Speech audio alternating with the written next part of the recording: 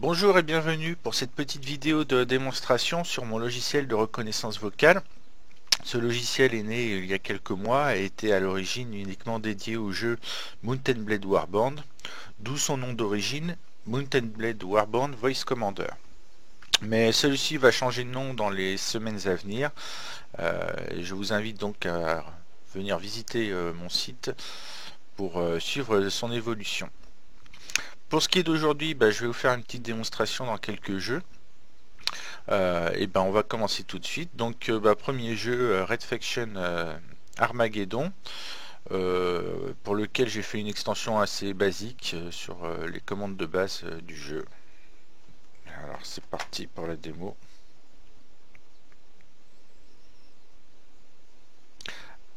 Impact. Arme 3. À genoux.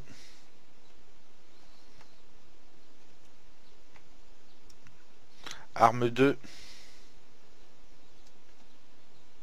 Recharger. Bouclier. Debout.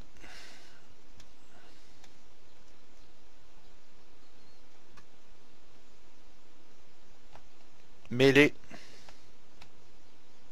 Cutter. Enchaîne-le.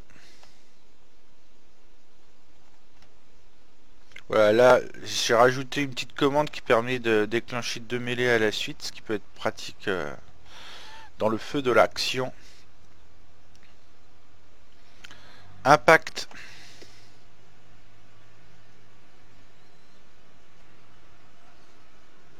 Impact. Arme 1.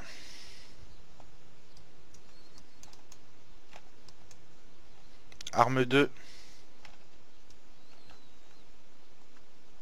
Onde de choc.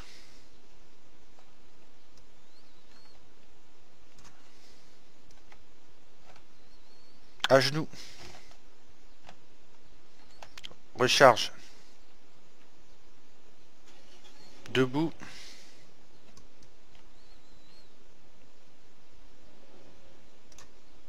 Recharger. Furie.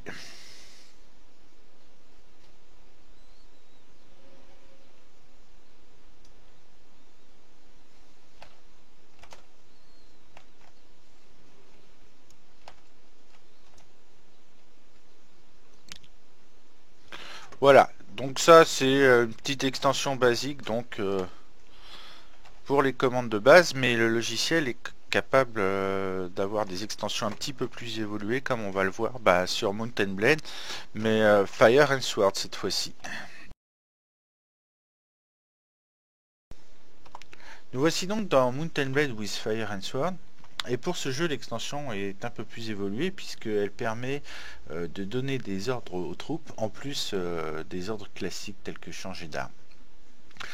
En effet, parce qu'il s'avérait très difficile, voire quasiment impossible, d'avoir à se concentrer sur le clavier pour appuyer sur une succession de touches afin de donner des ordres aux troupes, alors qu'on est en pleine mêlée et en train de faire tomber quelques têtes.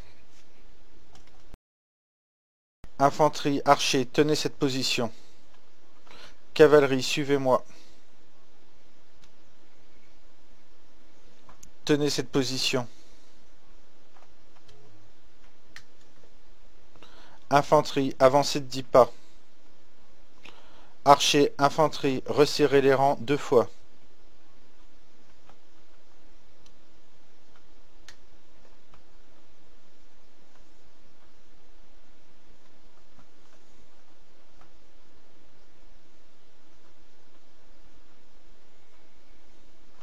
Cavalerie, chargez.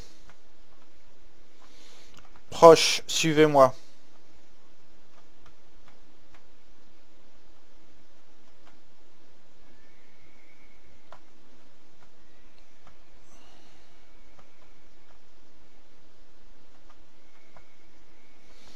Proche, chargez.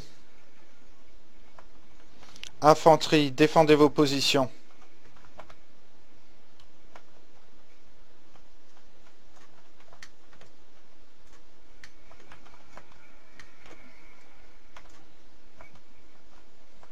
Infanterie chargée. Archer, avancé de 10 pas, 2 fois. Objet 2. Objet 1.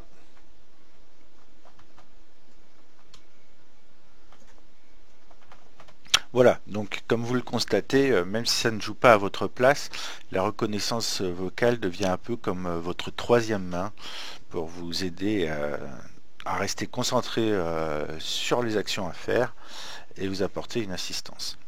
La démo suivante part dans une autre catégorie de jeux, les RTS, à savoir StarCraft 2. Ces jeux-là ont généralement énormément de raccourcis clavier, pas forcément indispensables, mais qui ont pour objectif de vous permettre de déclencher des actions instantanées sans avoir à passer par de multiples menus à la souris. Le problème, c'est que quand il y a beaucoup de touches comme ça, on est obligé de souvent regarder le clavier pour savoir où on pose les doigts, sinon on risque d'appuyer sur une mauvaise touche et de déclencher des actions indésirables. C'est le groupe 1. C'est le groupe 2. Ajouter au groupe 1. Groupe 2. Groupe 1. Enregistrer en tant que caméra 1. Enregistrer en tant que caméra 2. Groupe 2. Attaquer cette position. Voir l'unité. Ouvrier disponible. Autre avantage vis-à-vis de ce jeu, c'est que 99% des actions que vous pouvez déclencher à travers ce menu n'ont pas de raccourci clavier. Vous êtes donc normalement obligé de cliquer sur les icônes, le plus long étant quand vous voulez construire un bâtiment. Construire ravitaillement.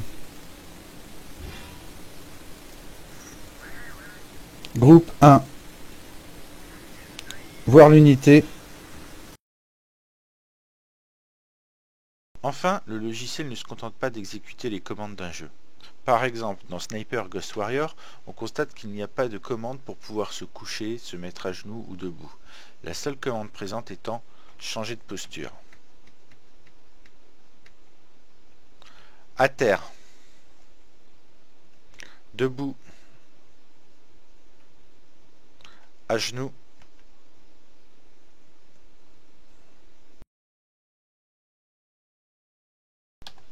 Pour finir, il est possible, à l'aide d'un seul ordre vocal, d'exécuter plusieurs commandes dans le jeu. Démonstration. StatShell.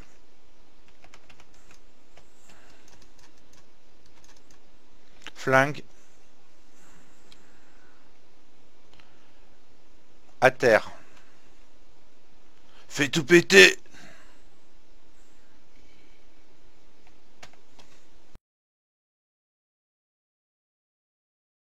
Eh oui, car on n'est pas obligé de parler comme un robot pour se faire comprendre. Il suffit de parler naturellement, on peut même parler rapidement quand on est dans le rush, ou se permettre quelques excentricités, et les ordres suivent. Pas de matériel additionnel requis, juste un casque micro. Les modèles bas de gamme qu'on trouve au supermarché feront parfaitement l'affaire. Il vaut mieux par contre éviter les micros de bureau qui eux sont inappropriés à la reconnaissance vocale. Voilà, c'est la fin de cette présentation, j'espère qu'elle vous a plu. Le logiciel sortira en version bêta à la fin du mois et pour plus d'informations, je vous invite à visiter mon site à l'adresse qui figure à l'écran. À bientôt.